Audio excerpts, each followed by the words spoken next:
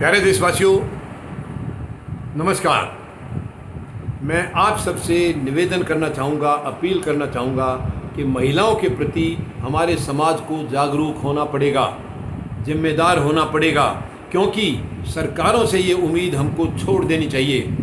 सरकारें लंबे लंबे नारे देती हैं, लंबे लंबी भाषण करते हैं, ये एक्शन कुछ लेते नहीं हैं। वर्तमान प्रधानमंत्री महोदय के डायलॉग आपने सुने होंगे। जब ये पहली बार सत्ता में आए थे, बड़े लंबे लंबे भाषण करते थे, बेटी बचाओ बेटी पढ़ाओ। केवल भाषणों में ही रहा वो, केवल भाषणों में, बल्कि जितना इन्होंने बेटी बचाओ का नारा दिया है उतना ही बेटियों के साथ अत्याचार बढ़े हैं। तो क्या मंशा थी प्रधानमंत्री महोदय की? क्या था उनका असली मकसद इसके पीछे? तो मैं आपको दावे के साथ कह सकता हूँ, सरकारें गंभीर नहीं हैं, बहन बेटियों की सुरक्षा के लिए बिल्कुल गंभीर नहीं हैं। समाज को गंभीर होना पड़ेगा, समाज को जागरूक होना पड़ेगा, समाज को ये जिम्मेवारी लेनी होगी। महिलाएं हर जगह प्रताड़ित हो रही हैं, अपने घरों में प्रताड़ित हो रही हैं, खुद पति उनको प्रताड़ित कर रहे हैं। समाज तो कर ही रहा है, खुद पति उनके। अब एक महिला हैं, मतलब ये उदाहरण मैं आपको अभी बता रहा हूँ, 45 वर्षीय महिला हैं, दिल्ली की, झरोदा मजरी की। वो इतनी लाचार थी, पति रोज़ाना झगड़ा करता था और महिला के 5 बच्चे हैं।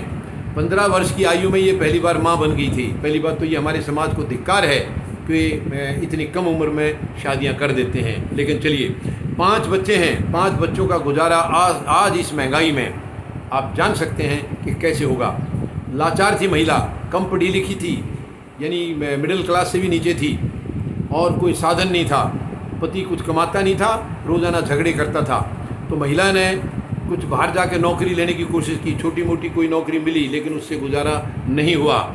इसने फिर टैक्सी चलानी शुरू की, उसमें भी बात नहीं बनी, उसमें भी ज़्यादा इनकम नहीं हुई है। आखिरकार इसने हैवी ड्राइविंग की ट्रेनिंग ली है, हैवी ड्राइविंग का लाइसेंस बनवाया है, और अब ये बस चलाने के लिए इसने ठान ली है। अब इसको बस की नौकरी उम्मीद है इस हफ्ते 10 दिन में इनको मिल जाएगी। यानी कि एक महिला को इतना संघर्ष करना पड़ता है, क्यों? क्या वो परिवार केवल उस महिला का है?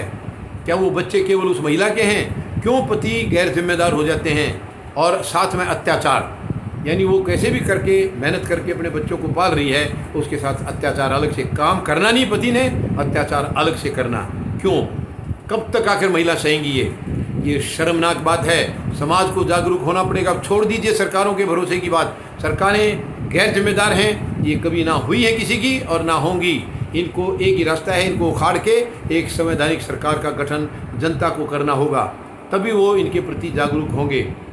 तो मेरी आपसे निवेदन है, आपसे मैं अपील करना चाहूँगा, महिलाओं को बचाना, महिलाओं को सुरक्षा देना हमारा परम धर्म है, परम धर्म है। लेकिन ये पुरुष प्रधान समाज हमारा ये इस तरफ बहुत कम ध्यान देता है।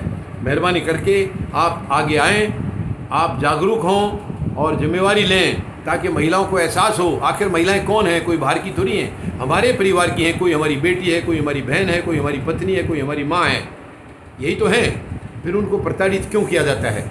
अगर वो परिवार के लिए कुछ अच्छा कर रही हैं, उनको करने से रोकना, यानी प्रताड़ित और अलग से करना, कितनी शर्म की बात है। तो ये इस किस्म के केस बढ़ते जा रहे हैं। और अगर वो महिला भी ना करती हिम्मत, जब पति छोड़ सकता है तो महिला भी तो छोड़ सकती है, तब क्या हाल होगा उनके परिवार का, क्या हाल होगा उन बच्चों का, क्या भविष्य होगा उनका बच्चों का। तो मेरी आप सबसे निवेदन है, हमें जागरूक होना पड़ेगा। महिलाओं को सुरक्षा के प्रति बहुत ज़्यादा जिम्मेवारी से हमें इस चीज़ को निभाना होगा।